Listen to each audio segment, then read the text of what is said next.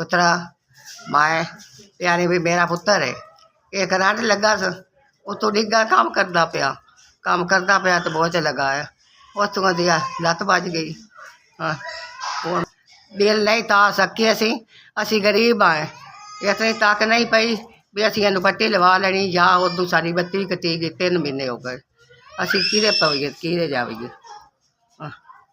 अस्सलामुअलैकुम भाईजान इलैक्ट्रीशियन हैगा खंबे ते चले असी किसी दी तार सही करन वास्ते तो करंट पिया थल्ले डिग्गा मेरी लत्त टुट गई।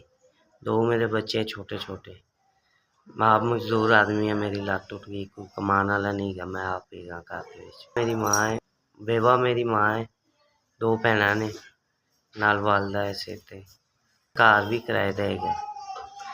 मेरे तो अलावा कमान वाला कोई नहीं बिल ही नहीं तार सकता लाइट कटी गई पूरा हफ्ता हो गया।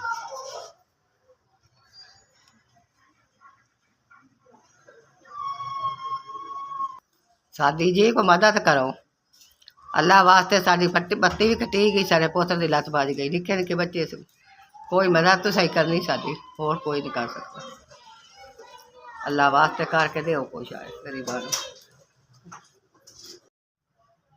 अल्लाह तुहानू खुश रखे आबाद रखे तुसी मेरे मुश्किल वक्त ते मदद की थी सर अल्लाह तुहानू बहुता दे अल्लाह ताला तुहाडे कारोबार विच बरकत अता फरमाए अल्लाह तुहानू कामयाबी अता फरमाए अल्लाह ताला तुहाडे कारोबार विच रिज़्क अता फरमाए।